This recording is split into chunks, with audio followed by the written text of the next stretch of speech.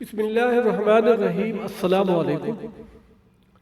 غروب آفتاب کے بعد جون جون تاریکی بڑھ رہی تھی، اس کے ساتھ ساتھ چاند بھی آسمان پر بلند ہو رہا تھا۔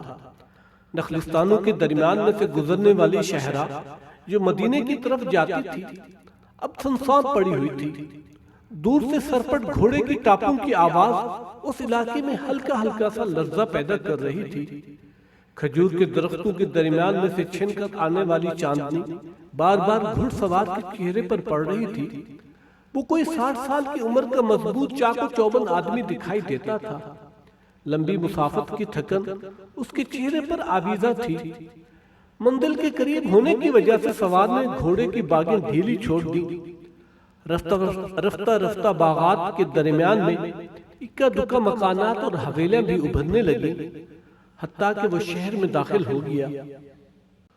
وہ گزرنے والی ہر گلی اور مکان کو بڑے غور سے دیکھ رہا تھا، جیسے کسی مکان کو تلاش کر رہا ہو۔ کبھی وہ کسی مکان کے قریب گھوڑے کو روکتا، لیکن پھر آگے چلنے کے لیے اس کی لگام ہلا دیتا۔ اور چوراہوں میں آدمیوں کی آمد و رفت ابھی جاری تھی، لیکن ان میں سے کوئی بھی اسے نہ پہچانتا تھا۔ اب وہ گھوڑے سے نیچے اتر آیا اور گھوڑے کی لگام ہاتھ میں پکڑ کر چلنے لگا۔ تھوڑی دیر بعد وہ ایک مکان کے سامنے رک گیا۔ اس نے ذہن پر زور دیا، اس کی یادداشت جاگی اور خوشی اس کے چہرے پر ظاہر ہوئی۔ وہ زیب لب اپنے آپ سے کہنے لگا، یہی میرا گھر ہے، یہی میرا گھر ہے۔ دروازہ کھلا ہوا تھا، اس لیے وہ بلا اجازت اس مکان میں داخل ہو گیا۔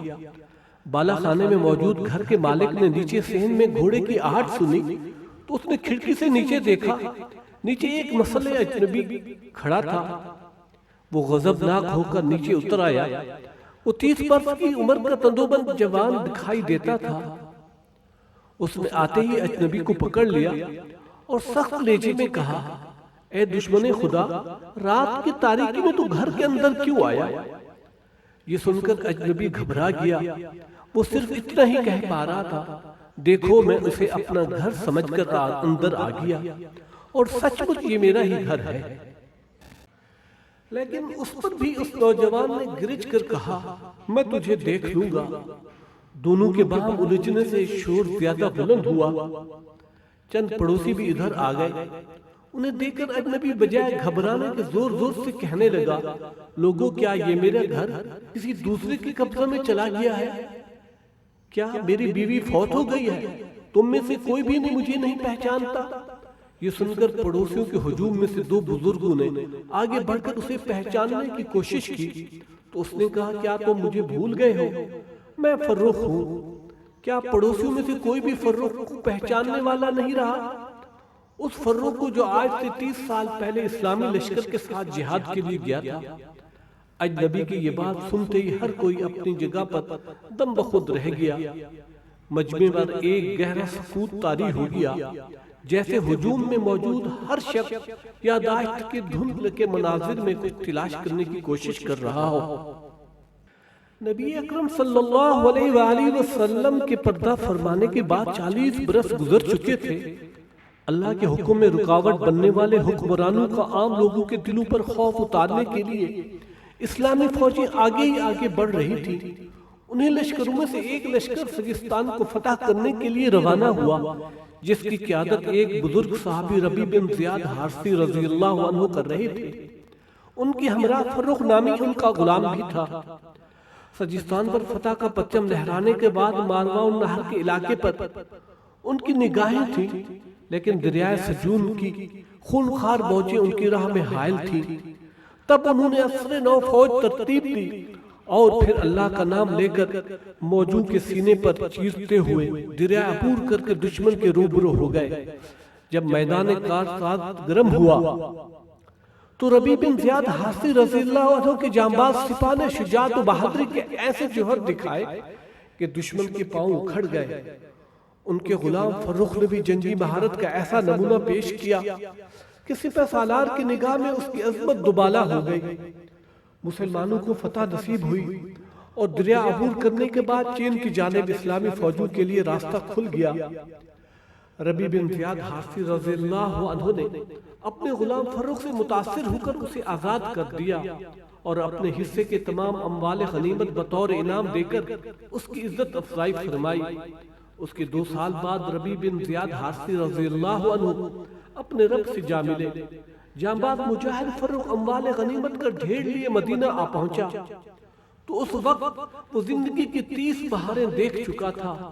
اس نے سوچا کہ اب ایک گھر بنا لینا چاہیے، چنانچہ ایک گھر خرید کر اس نے ایک خاتون سے شادی کر لی، مگر مجاہدانہ زندگی فروخ کی عادت بن چکی تھی۔ گھر میں بیکار پڑا رہنا اسے راس نہ آیا۔ اس دوران میں خراسان کے محاذ پر اسلامی لشکر کو کمک کی ضرورت پڑی تو حکومت وقت نے جہاد میں شامل ہونے کی اپیل کی۔ فروخ نے جھٹ فیصلہ کر لیا کہ وہ بھی جہاد کے لیے ضرور جائے گا۔ ان دنوں مجاہدوں کے اہل و عیال کی ذمہ داری حکومت پر ہوتی تھی اور پورا لشکر صرف اور صرف حکومت اسلامیہ ہی کی سرکردگی میں تیار ہوتا تھا۔ بیوی بچوں اور گھر بار کو چھوڑنا بڑے دل گردی کا کام تھا۔ پھر بھی فروخ نے یہ فیصلہ کر لیا۔ انہوں نے اپنی نئی نویلی دلہن کو تسلی دی اور اسے ایک تھیلی دیتے ہوئے کہا، دیکھو اس میں 30,000 دینار ہے، یہ حکومت نے مجھے خط کے لیے دیے ہیں، ان کو کسی نفع بخش تجارت میں لگا دینا، ان سے ہی اپنے اخراجات بھی پورے کرنا اور ہونے والے بچے کی پرورش اور تربیت انتظام بھی کرنا، یہاں تک کہ میں جہاد سے واپس آ جاؤں، یا اللہ میری تمنا شہادت پوری کر دے۔ جہاد پر روانگی کے 6 ماہ بعد فروخ کے گھر ایک بچہ پیدا ہوا۔ بچہ اتنا خوبصورت تھا کہ اس کو دیکھ کر ماں شوہر کی جدائی کا سارا غم بھول گئی۔ ماں نے بچے کا نام ربیہ رکھا اور اسے لائق اساتذہ کی نگرانی میں دے دیا۔ بہت ہی تھوڑے عرصے میں بچے نے مکمل حفظ کر لیا اور احادیث کا بھی خاصا ذخیرہ یاد کر لیا۔ ماں جب بھی بچے کی علمی قابلیت میں ترقی دیکھتی تو اس کے اساتذہ اس کے انعام و اکرام میں اضافہ کر دیتے۔ وہ چاہتی تھی کہ بچہ ایسا تعلیم یافتہ اور با اخلاق ہو جائے کہ باپ اگر دیکھے تو اس کی آنکھیں ٹھنڈی ہو جائیں، لیکن ایک مدت گزر گئی، فروخ کی کوئی صحیح خبر نہ ملی۔ فروخ کے بیٹے نے خدمت علم کو اپنا مقصد حیات بنا لیا، چنانچہ وہ مسجد نبوی کی علمی مجالس میں شریک ہونے لگا۔ صحابہ کرام رضوان اللہ علیہم اجمعین میں سے اس وقت سب سے محترم و معزز شخصیت حضرت انس بن مالک رضی اللہ عنہ کی تھی، جو رسول اللہ صلی اللہ علیہ وآلہ وسلم کے خادم خاص بھی رہ چکے تھے۔ صحابہ رضوان اللہ علیہ اجمعین کے بعد تابعین میں سے سعید بن مسیب رحمت اللہ علیہ جیسے علماء کے دروس سے بطور خاص منسلک ہو گیا۔ وہ ابھی تک اپنے اجنبی باپ سے گفتگو کر رہا تھا کہ اچانک بالا خانے کی ایک کھڑکی سے ایک نسوانی آواز بلند ہوئی، انہیں چھوڑ دو بیٹا، انہیں چھوڑ دو۔ یہ گھر کی مالکہ یعنی ربیہ کی ماں کی آواز تھی، جو شور سن کر بیدار ہو چکی تھی۔ ماں کی آواز سن کر بیٹا نرم پڑ گیا۔ اتنے میں اس کی ماں نیچے اتر آئی اور کہا، بیٹا یہ تمہارے والد محترم ہیں، اور اے عبد الرحمن یہ تمہارا بیٹا ربیہ ہے۔ تعارف ہوتے ہی دونوں باپ بیٹا گلے مل گئے۔ ربیہ نے ہاتھ اور پیشانی چومی اور باپ کی محبت بیٹے پر نچھار ہونے لگی۔ فروخ 30 سال کے بعد آج اپنے گھر آیا تھا۔ وہ اپنی مجاہدانہ سرگزشت سنانے کے ساتھ ساتھ اپنی بیوی کے حالات بھی پوچھتا رہا اور پھر مستقبل کے بارے میں سوچنے لگا۔ ربیہ کی ماں، دیکھو میرے پاس اس وقت 40,000 دینار ہیں، جو 30,000 دینار میں تمہیں دے کر گیا تھا، اس میں سے جو کچھ بچت ہے اسے ان میں شامل کر لو تو اس سے ہم کچھ قابل کاشت رقبہ اور باغ خرید لیں گے تاکہ گزر بسر کا سہارا بن جائے۔ بیوی نے شوہر کی بات ٹال دی۔ اس خوشی کے موقع پر اسے یہی فکر کھائی جا رہی تھی کہ شوہر نے جو 30,000 دینار اس کے حوالے کیے تھے وہ سب تو بچے کی تعلیم و تربیت پر خرچ ہو گئے ہیں۔ اب اگر شوہر کو یہ بات بتائی گئی تو کیا وہ یقین کر لے گا کہ اس کا بیٹا بہت زیادہ فراخ دل ہے اور وہ ایک درہم بھی اپنے پاس بچا کر نہیں رکھتا۔ مدینے کے لوگ جانتے ہیں کہ وہ اپنے دوست و احباب اور مستحق لوگوں پر کتنا زیادہ خرچ کرتا ہے۔ ربیہ کی ماں انہی خیالوں میں بے جتاب کھا رہی تھی کہ اس کے شوہر نے دوبارہ کہا، جو دینار بچے ہوئے وہ لاؤ، پھر دیکھیں گے کل ملا کر کتنی رقم بنتی ہے۔ آپ فکر مند نہ ہوں، بیوی نے اسے ٹالتے ہوئے کہا، میں نے وہ تمام دینار وہیں رکھے ہوئے ہیں جہاں پر انہیں رکھنا چاہیے تھا، جلد ہی انشاءاللہ وہ آپ کے سامنے آ جائیں گے۔ آپ تھکے ہوئے ہیں، آپ آرام کر لیں۔ تھکے ماندے فروخ کو ایسی نیند آئی کہ صبح کی خبر نہ ہوئی۔ بیدار ہونے پر وضو کیا اور دروازے سے نکلتے ہوئے بیوی سے پوچھا کہ ربیہ کہاں ہے؟ وہ اذان سنتے ہی مسجد میں پہنچ جاتا ہے۔ بیوی نے کہا، آپ کو کچھ دیر ہو گئی، اب شاید ہی جماعت آپ کو مل سکے۔ فروخ جب مسجد میں پہنچے تو جماعت ہو چکی تھی۔ انہوں نے تنہا نماز ادا کی اور فارغ ہو کر جب مسجد سے باہر کی طرف آنے لگا تو دیکھا کہ پوری مسجد کھچاکچ بھری ہوئی ہے۔ طالبان علم کا ایسا باوقار اجتماع انہوں نے پہلے کبھی نہیں دیکھا تھا۔ دور بیٹھے ایک شیخ کے گرد لوگ حلقہ بنا کر باادب بیٹھے تھے۔ مجمع اتنا بڑا تھا کہ مسجد میں کوئی جگہ خالی نہیں تھی۔ فروخ نے مجمع پر نظر ڈالی تو دیکھا کہ حلقہ درس میں عمر رسیدہ علماء بھی شامل ہیں اور نوجوان طلباء بھی۔ سب کی نگاہیں شیخ پر ٹھہری ہوئی ہیں۔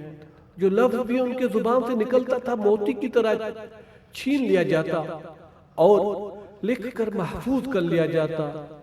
شیخ جو کچھ ارشاد فرماتے، مجمع میں تھوڑے تھوڑے فاصلے پر کھڑے لوگ ان کی بات کے لفظ بلفظ کو بلند آواز کے ساتھ دہراتے تاکہ ہر شخص ان کی بات کو پوری طرح صحیح لکھ سکے۔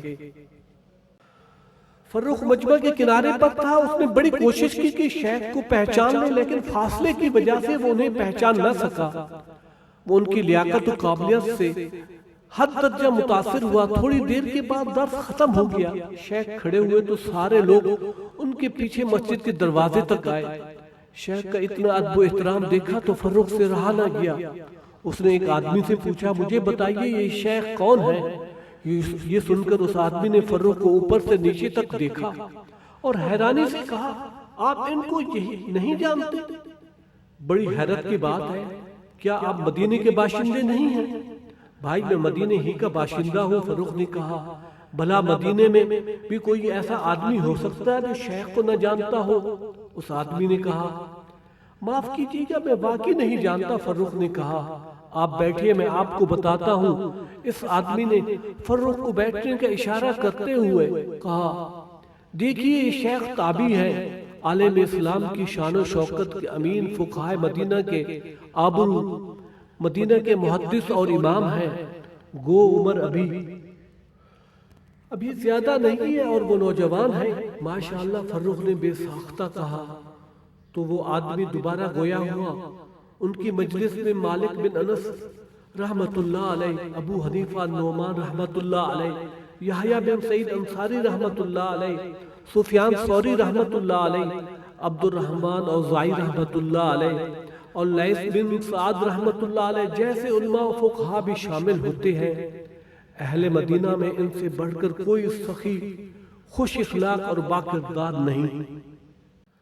لیکن آپ نے ان کا نام نہیں بتایا۔ فروخ نے بےتابی سے پوچھا، ان کا نام ربیہ الرائے ہے۔ ربیہ الرائے؟ فروخ نے بے ساختہ حیرت سے دوبارہ پوچھا۔ ہاں، ربیہ ہی ان کا نام ہے، لیکن مدینہ کے عالم ان کو ربیہ الرائے ہی کہتے ہیں، کیونکہ علماء کسی دینی مسئلے کو سلجھا نہ پا رہے ہوں تو انہی کے پاس جاتے ہیں اور مطمئن ہو کر واپس آتے ہیں۔ اس آدمی نے کہا، آپ نے ان کے والد کا نام نہیں بتایا۔ فروخ نے بےتابی سے پوچھا۔ ربیہ بن فروخ، شیخ جب پیدا ہوئے تو ان کے والد جہاد میں گئے ہوئے تھے۔ ان کی ماں نے ان کی تعلیم و تربیت کا فرض انجام دیا۔ اہل مدینہ ایسی ماں پر فخر کرتے ہیں۔ میں نے نماز سے کچھ پہلے سنا تھا کہ ان کے والد فروخ 30 برسوں کے بعد واپس رات کو گھر آ گئے ہیں۔ یہ سب کچھ سن کر فروخ کی آنکھیں ڈبڈبا آئیں اور وہ مزید کچھ پوچھے بغیر گھر کی طرف چل دیے۔ بیوی نے شوہر کو نم آلود پلکوں کے ساتھ گھر میں داخل ہوتے دیکھا تو فوراً پوچھا، کیا ہوا ہے؟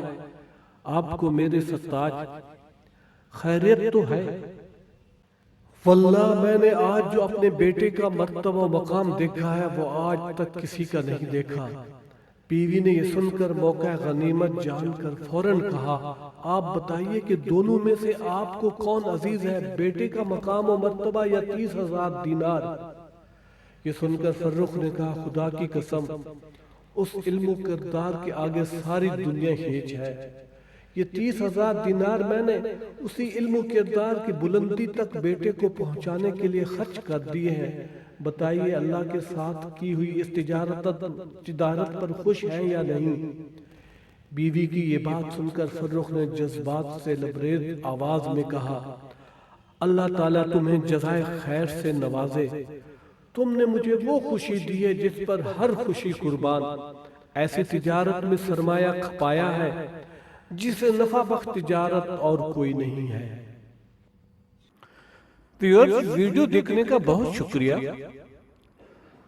مزید معلوماتی ویڈیوز کے لیے ہمارے چینل انفو گائیڈ کو سبسکرائب کیجیے اور بیل آئیکن کو کلک کر دیجیے تاکہ ہمارے آنے والی نئی ویڈیوز کا نوٹیفیکیشن آپ کو ملتا رہے، اور ہماری ویڈیوز کو لائک اور شیئر کیجیے۔